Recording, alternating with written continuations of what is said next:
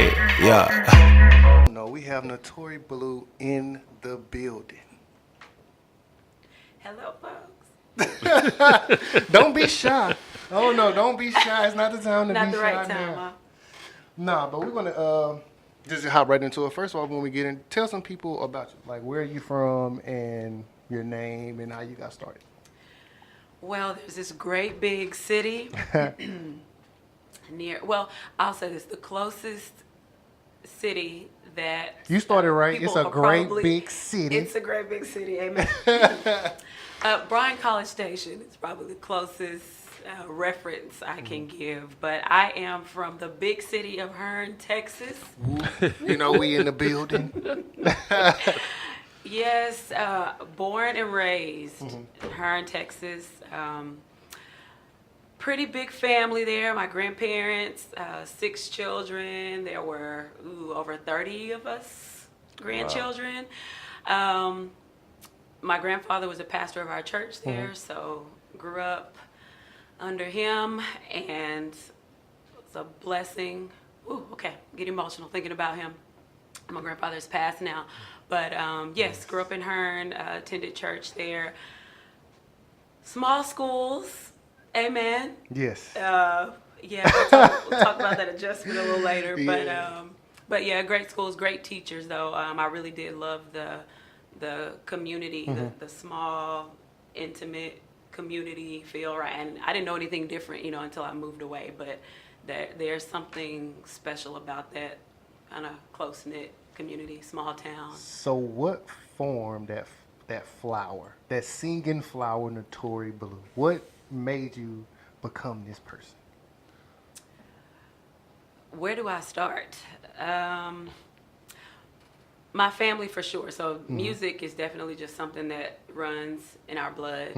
My grandmother played the piano and sang. She taught she taught my mom and most of my aunts, so they sing and play as well.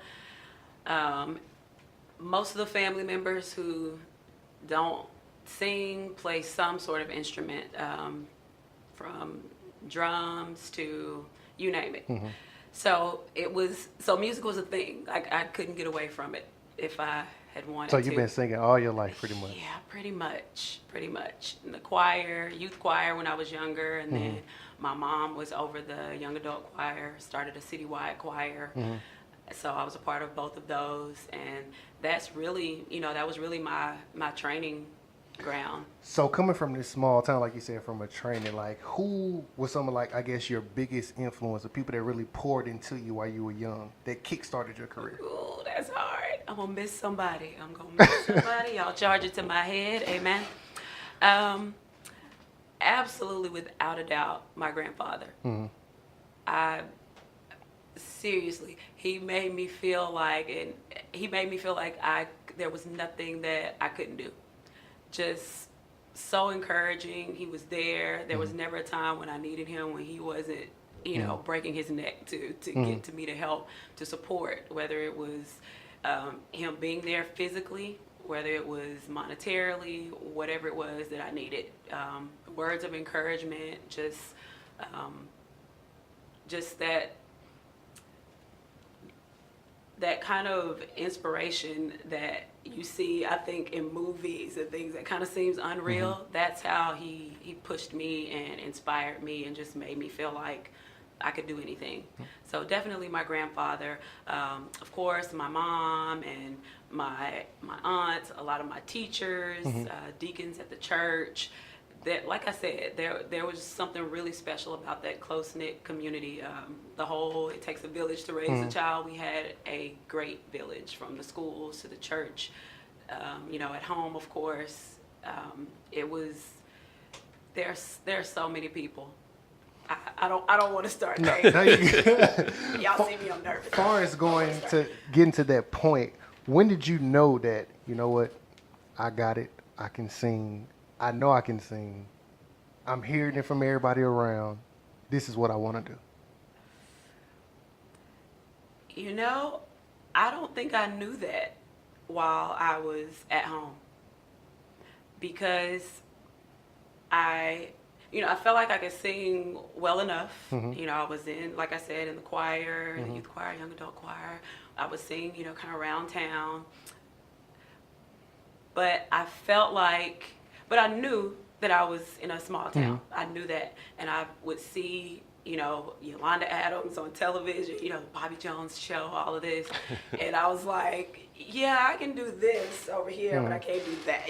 If I were on that stage, I may get booed, I didn't know, everybody was so, so sweet and so encouraging. And Thought everybody they were knew my just being grandfather, nice. right? Okay. And so I'm like, okay, I can kind of sing, but I never really did that I can remember think of myself as being on these singing on a larger scale, being on the bigger platforms. Yeah. Do you think it came from the small town? Like, oh, I'm a small town. We don't really know much. Or like, what do you feel like really played the hindrance on that? I just felt like we were so close knit, that Everybody nobody's going to shoot me down, And Yeah. there were, it wasn't like we were in the big city and there are a million singers to choose from, Like they using me because, I'm all they got. But not all they have. But, there were a few singers who did the singing, And so that's just how I felt. So how do you feel about was this your goal? To do what I'm doing now? Yeah, to sing. Was like singing a goal for you, or was you kind of running down to somewhere else? Initially, I wanted to be, one of my aunts is a medical doctor, and I knew that I wanted to, after school, go to college, and I wanted to go into the medical field. My mom is in the medical field. She's a nurse, been nursing for years, and that was my goal. That's where I was focused. I was a very attentive student, very studious. I was very competitive when it came to, I wanted to be the best. I wanted my grades to be the top. I wanted to be the top in my class. I just had that in me. So I think that was more of a focus, and singing was just kind of like, okay, I'm good at this, so I do it. Say so. Yeah. But that's, so coming from this small town, like, do you feel like it equipped you enough to, I guess, to be prepared for life? As far as education-wise, as far as on the town thing, do you feel like it's really competing with what you expected? I felt like I was pretty well equipped. I went to the University of Texas at Austin, and that's just, it's just known here in Texas as being one of the tougher schools. And so it was a big transition for me when I got there. I will say the biggest thing was study habits, because, I did work really hard in school, but I was used to being amongst the top students, and when I was in orientation at UT, one of the first things they said was, you can come in here and be salutatorian, valedictorian. I've seen them come in and sink because they felt, they were amongst the top from wherever it was that they came from, and they came here thinking they could maintain those same study habits, and so it was a shock. Yeah, so I felt like I was studying so much more than the average student. Average person. Yeah. So during this transition, did you put music down or did you continue music? I did not put it down. I actually was invited by a friend of mine. I started going to a Bible study, and a friend of mine at the Bible study invited me to choir rehearsal. UT had a gospel choir, Intervision's gospel choir, and I started attending and became the director once I became, I think, my junior and senior years. And so... Oh, that was a big jump. Big leap for you not even thinking about music. 2 years later, you directing the whole choir. Yeah, it was something else. So what led to that? What led to that path? Because you still didn't have to go down that path. Right. Well, there were a lot of things. I was involved in a really great church. Shout out Greater Mount Zion. And the minister of music there at that time, some little birdie told him I could sing because I was relaxing, right? I was in the audience, and someone told him that I could sing, and so he pulled me on a Wednesday night Bible study.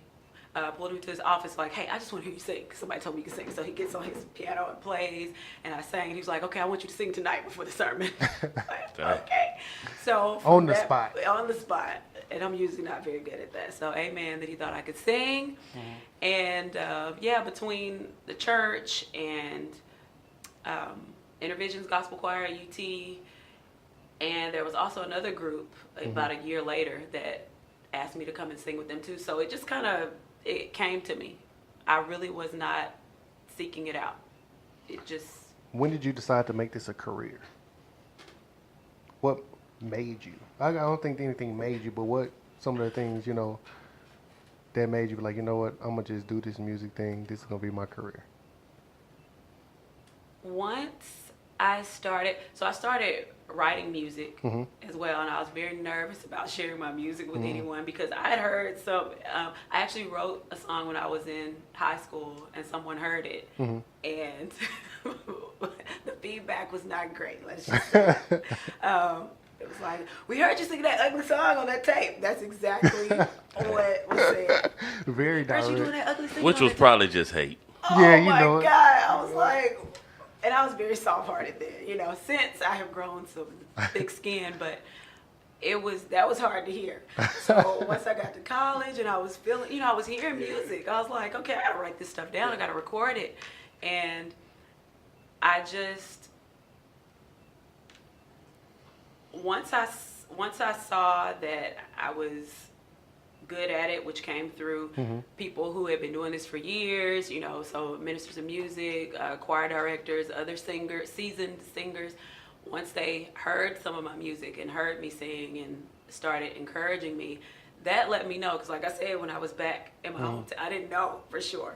So once I got this feedback from people in the city and people who were, well respected in the industry, I was like, okay, well, maybe I can do this well. I was just going to say, listening to you right now, I'm kind of thinking, like, during that time, I don't even really think you was just going with the flow. Like, hey, somebody want me to sing, I'm singing. But it worked out in your favor, though. It did. I mean, and, the Lord does things that we don't realize sometimes, So can you look at any of the things that you didn't accomplish as really failures because you weren't really trying to, I guess, like some people do, super pursue this whole thing? You were just kind of going with the flow? You said, do I look at it? Can you look at anything as like failures? Or do you just look at it like, oh, it just didn't work out because it's not really a big deal to me because it's not really something. Oh, anything else that I intended to do? No, I feel like I was just led down the path that I was supposed to be on. Ultimately, I love writing, whether it's music, stories, poems, essays, whatever. I just love writing. And so I didn't see really myself growing musically, as far as writing, but it's all the same thing. And so I went into the English field. I've been teaching for 11 years, so I still do that on that end, but I also do it with the music as well. So when did that break come? That breakthrough that you was looking for I finally got a chance to really record my music and put it out there. I really felt I was in a group singing and got so much exposure. Shout out to the Levites. Woo! Amen. They're still going strong. Amazing group. They were very encouraging to me. Played a very pivotal role in this. But once I felt led to kind of branch off on my own, and there was just such a great passion for it. There was no turning back. I wasn't nervous anymore. I wasn't apprehensive about whether I should be doing this or not. Like, I really felt this definite call. Yes, I'm supposed to be doing this. And once I recorded it, I did a live recording. I believe it was about 700 people. The church was packed. And when I released it, we sold out of CDs and tickets for the release. And so I felt like the way people were being blessed by it was a big confirmation for me. So you having this voice, like you're not young anymore, this time you're a young adult, you having this voice, how do you stay in the Christian realm and not try to transition over to R&B or anything like that? I am a church baby, that's for sure. Because I know the temptation was there. Like, come on. To be honest, I actually tried it once. I guess not full fledged, but a friend of mine who played for a band asked me to come and sing with them at a lounge to fill in for someone who, had gotten sick, a girl who had gotten sick. And so I did it and, made the money. It was great money, but I just didn't fit. I didn't fit. And I have some amazing singer friends, who aren't necessarily in the Christian realm, and it's, been an amazing career for them and, has benefited them greatly. And they're great at what they do. You never wanted to just go? Either because you didn't fit or because you didn't want to go? You was like, nah. I mean, Because, it's kind of like an image changer almost. Like, you all just doing this stuff and you're not trying to go back to... you can't do that. You can't... it just ain't going to go to... What's the one, was it Dietrich Haddon? No. Tonay, maybe? I know it's one guy where he switched... Where he used to do strictly gospel music, and now he's doing R&B. That's a lot. That's a thing now. I'm trying to remember I can't remember his name right now, but I know he was going through it when he first switched, because he was like pretty much the whole church community turned their backs on him. That's a tough one, man. Because he was already successful as a gospel artist. And it's crazy that people turn their back on stuff like that. You know what I mean? Like, I would think it would be the complete if opposite. he was going full-fledged somewhere else... No, he wasn't going nasty man with it or nothing like that. He wasn't R. Kelly with it or nothing like that. But, it was just regular R&B. But... Yeah, that's a big transition. That's a very big transition. I don't know. I just say I wasn't it just wasn't that way. Yeah. I didn't fit, It was just one of those things. So, okay, now you're rolling. You got your career going. So, you got married. Yes. Tell us about that. How did that come about? So, actually, the group that I told you about, the Levites, is how the friendship began. And so he was in this group? It was in the group, yeah. Okay. And the relationship developed there, right? We did a lot of traveling, driving to different states. We pack up in these vans and go for it. So spent a lot of time there, and that's kind of what led to the relationship and the marriage. So yes, that was 2009, January of 2009. So definitely he was. So if he was in the group, he was supportive. So when you branched out on your own, was it still the same support system for us on the thing, or did y'all spend a lot of time apart? No, we were both then and now really still in the music industry. I mean, we both still had our separate bands. Because he was in the group as well. He actually branched off before I did, and then I did, and we both had our separate bands. So we just kind of supported each other, sang for each other if a singer was. So for the people actually like listening to you that follows you, your fans and all that, could you kind of tell the transition in your music during the time between pre-married and married? Well, honestly, I didn't start. Everything that I did before I was married was with some group or ensemble, right? So the choir or the praise team or the Levites. And I don't think I branched out to do my solo stuff until after I was married. So there really wasn't, so there's really not that comparison. 2012 range, 2013 range, somewhere around up in there? When did I release? So I recorded the album in 2011. Yeah, the live recording. So yeah, I was already married by that point. So there wasn't like this pre-marriage solo career versus the after, because it didn't happen until after. So, most people, the only reason I ask that question, because, when people get in a relationship thing, they feel like they're more lovable, love things, more, I guess, to express themselves through their creativity. So, and then, I guess, after that, rolling down the list of everything, how was your career during that time? Like, was that your peak time during your married time, or was it already peaking before?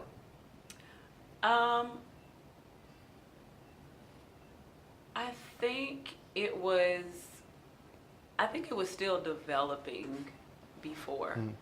Because like I said, I was singing with the other groups. But I think once we did get married, there is that, you have that support system, and we were able to really kind of support each other a little more. It's different than being single and trying to do everything on your own. So I definitely say there's a difference in support.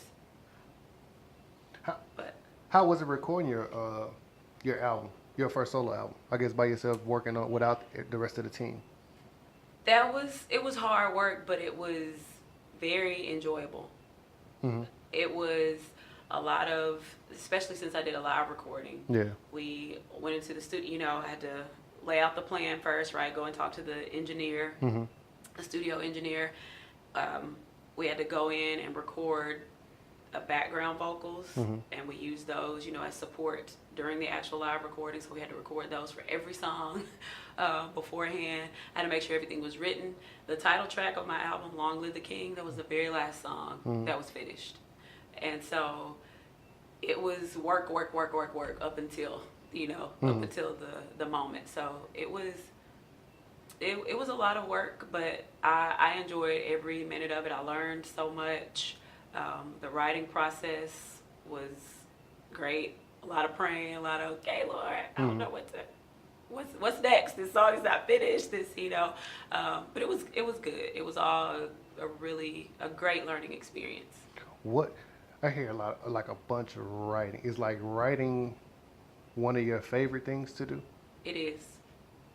So, what does writing look like to Natori? Very different depending on the song. I just hear things. I feel like the Lord lets me hear. He definitely has a sense of humor. So he'll let me hear like a chorus, right? Or I'll get the lyrics first and not the melody. And then you gotta spend some time. Like you gotta sit down and meditate and really, for the rest of it to kind of be revealed to you, for the rest of it to come to you. Like it's almost like you gotta sit still and work for the rest of it. Put the puzzle together. Yeah. So I've gotten songs in like a few minutes, like the whole song will come to me. I'm in the bathroom, combing my hair in the mirror, and bam, I hear the lyrics and the melody and an entire song. One of the songs on my album, that's how it was written. Another took me as long as 6 months to complete. So I hear parts and bits, and I kind of have to work and sit with it in order to get the rest of it. But just the experience, hearing that new part, I'm like, yes, that works. My phone is full of So you're a note taker. I was just going to say yes, my phone is full of snippets. I have little notes written all up, little sticky notes all over the house. Yeah, it's crazy. How do you know that song was the song though? Like you go through all your notes, you be like, you know what? This definitely has to go. I'm gonna erase this. This don't work. It was a bad note. I have to be able to feel it when I sing it. If it's touching, if it's pulling on my heartstrings, if it's got me emotional and I can't stop singing it, I can just feel it, then I'm like, yeah, I need to share this. So not to try to just bring this up like right after the fact. So everything happened, then divorce happened. Yes, it did.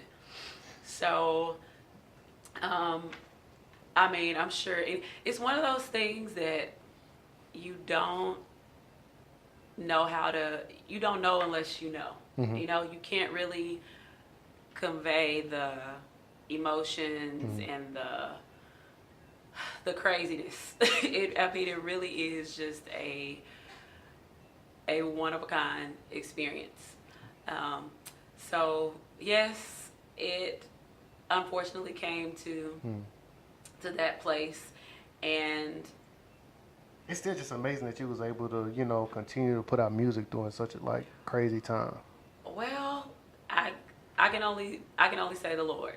There's a lot of that behind the scenes where you're trying to heal and trying to that people don't see. So that's definitely a thing. But like the Bible says all things work together for the good, and I believe that. I really believe that we can write from that place of hurt and disappointment and unexpected. I feel like that's whatever. Sometimes when people make the best music of their lives. During that pain time. During that pain time. If you look at a lot you of think different because artists, you spend more time to yourself during that time, you shut off a lot of the world once you're going through something too. So you're able to open your mind up to a lot. Yeah. And Just Bible says he's near to the brokenhearted too, Yeah. So that's the time when you're probably the closest to him, right? When everything is going well, sometimes we kind of start feeling ourselves. And, we're not going in our secret prayer closet as much. Yeah. So. Very true. Yeah. So like how was the decision for that? Like so many people like frown upon that, but like right. I'm just like when like you can't stand in something just because it's beneficial for the world to look at. You know what I mean? Like I'm not against divorcing, I'm not for divorcing, but I guess people know like what they know. You know what I mean? Yeah, there were a few factors for me. It took a while. It was definitely a process for me. To be in a positive light like that, you know, this one thing like, okay, all right, I'm out. That was never. Like I said, it's one of the toughest things that someone could endure, and it took a lot.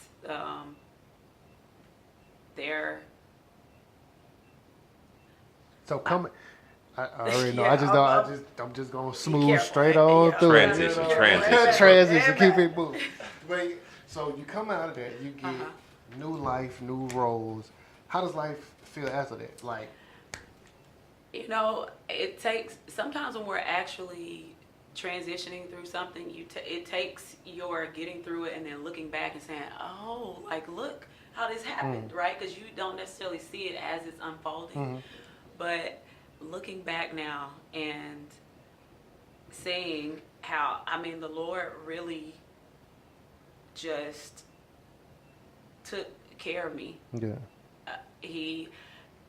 I have been praying for a role as a ministry leader, like I was like, Lord, I want to get paid for what I love to do.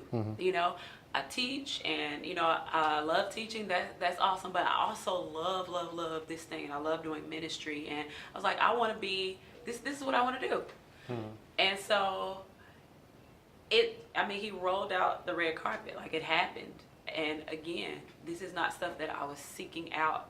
I wasn't going to church and saying, "Hey, y'all need somebody." Hey. I can sing. I can sing. Oh yeah.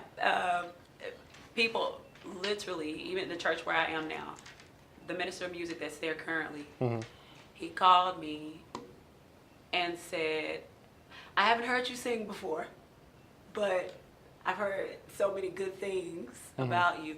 I really want to just invite you in to come and sing for us. And I was like, great amounts? Yeah, absolutely. And so it was just nuts to me because I'm like, okay, he's never heard me sing before. Like, okay, I could get up here and sound a hot mess. But it went really well. I visited a few times, and I was familiar with a lot of the people there already because this is a church where I'd attended when I was in college, before I got married, all that. So it just felt good. It worked. My pastor was still there. We talked, and everything just kind of went on from there. Fell into place. Yeah, he left it up to the minister of music, and he was like, "Yeah, let's do this." So, I'm gonna throw this out there since we're on this new life and new roles thing. Okay. I'm definitely waiting for the family album because you and your brother need to do an album together. Oh, seriously. Michael, yeah. So because there had to be some competing times dealing with that, like because both of y'all could sing. Like it was no debate to it. There never really was. We were pretty encouraging of each other.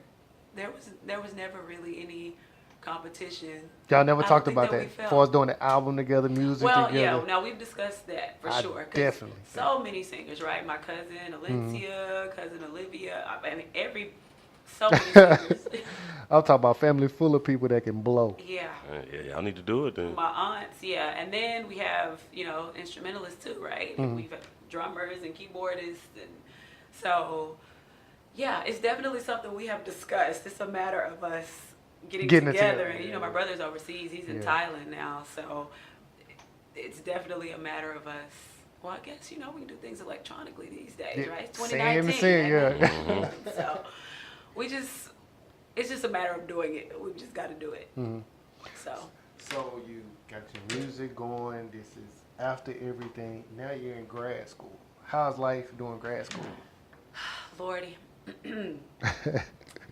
That was probably the first thing that I started and then stopped because I had my children, and so I was working full time. And when I started going to grad school, I was going to school 2-3 nights a week. So after working all day, then I would drive to San Marcos, Texas, Texas State, and have 2-3 hour class, and then drive back. So by the time I got back home, right, I'm missing all this time with my children. I actually had to get an extension from my last class because I ended up going into labor with my daughter, and had to complete the class afterwards. But I just felt like I was spending too much time away from them, and especially once my daughter was born, I was like, I can't do this right now. I can't miss these milestones, these moments, and so it's something that I'm just now getting back into and about to finish a master's degree. Speaking of your daughter, yeah. So I seen the video. I was on your page doing some stalking too. So I seen the video y'all singing. She has a beautiful voice. Yeah. So how does she feel about music? She loves music. Loves it, and I think she's already got me. Sound like it runs in the family. Yeah, she's already got me. No competition here. Because when she was 2 years old, I remember her sitting in the car seat, in the back seat, and I was listening. I was getting ready to perform "Long Live the King" somewhere, so I was playing it over and over and over.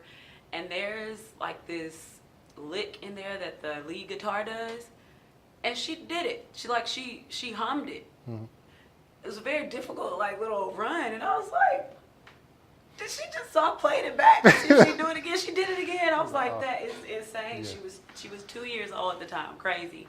But she, without a doubt, is going to be a singer. Sings all the time, all day, every day, loud. She doesn't care what's going on. We have to tell her, shh, baby, too much going on right now. She's also, I put her in guitar lessons, and she's picking that up crazy. Do you want to keep her under your wing, or do you kind of want to put her somewhere else so you can kind of coach her with somebody? I definitely want her to have voice lessons. I never had voice lessons, and so that's something I want her to do. I'm going to teach her whatever it is that I've learned from my own experience. Absolutely, I do that on a regular basis. Definitely wanted her to be able to play an instrument, which is why I put her, in music school, and so I'm going to do all I can, but I definitely want her to learn from others. There are so many people out there that can teach her much more than I can. So it's just amazing, just for us coming from such a big family of music, and for you not to even really, I wouldn't say you didn't want to pursue it, but for it not to be on your first mind to see it come into full light this far, it has to feel amazing just thinking back of how far you done came, just at the small town, all that. Absolutely. I'm just grateful to God because, I am no perfect person. Amen. And so I just thank God for, for affording me these opportunities because I don't feel like I've done anything, or been such, so great of a person that He's allowed, music that He's given, that He's working through me and using me, music that He's given me on the radio and television and, people asking, hey, I need you to come here. We're going to fly you and your whole band out. And this, just, it's just amazing. And no, being that as a kid, I didn't necessarily see myself being, good enough to be on such platforms. I can really look back and say that I've really been blessed. That's good. So, yeah. far as I got one more question before we get up out of it. How do you feel in the Christian music? Do you feel like it is easy doing Christian music? Some people are like, oh, if you do Christian music, you have a more easier way because it's Christian music. You ain't got to be worried about everybody. You know what I mean? Like, for as all the people talking bad about Christian music. I guess it's more like a safety net. Like, who can go wrong with God? They look. They look at it that way, right? I don't think so. I have to work very hard. You know, it is ministry, and so there's that aspect, right? It's like, hey, if you're anointed to do it, you're anointed to do it. The Bible says, make a joyful noise. You know, people. So I will say that there are some situations, there are some instances where people will accept some subpar, you know, performance or talent because it's, you know, because they feel like it's not about the talent, you know. So, I mean, that's true in some situations, yes. That's not the situation for me. Like there's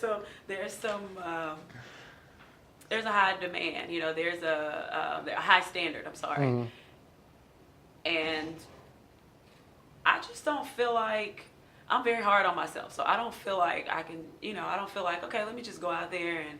I feel like if you do Christian music, you have to have a complete all-around image. You have to clean it all up.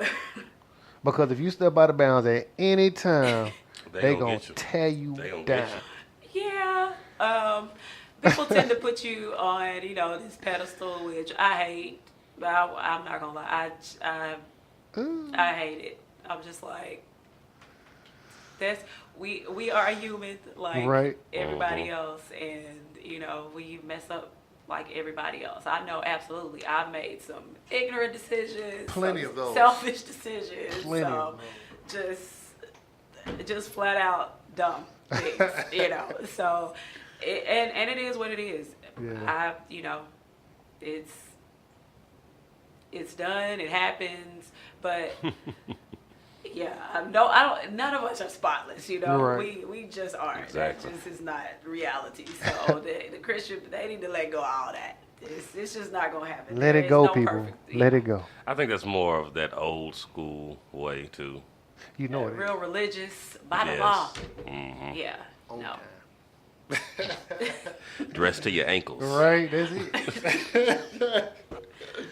But man, we're still in here with Natori Blue, and you still kicking it with G and Renegade on 92 KLs. Before we get up out of here, tell everybody where they can find you, your music, your social media links, all that. Well, you know, I'm like, ooh, it's kind of old now, Jesus. But I mean, all the media outlets. So I mean, iTunes. And I think a lot of the stuff is on YouTube now. Mm-hmm. All of the stuff from the old album. I'm getting ready to record some new music. I have a meeting tomorrow, actually, to solidify this single that I'm getting ready to release. I'm not going to tell y'all the name. Big deal. It's going to happen. It's going to happen.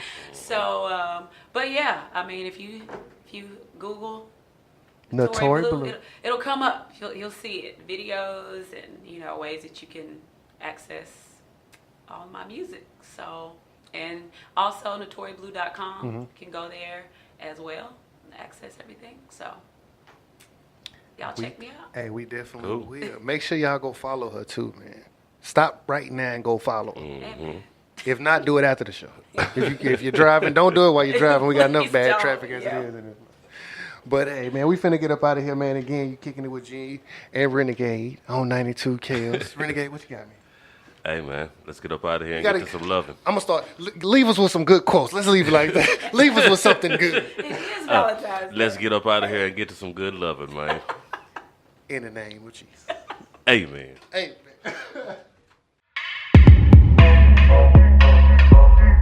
Kick it, yeah.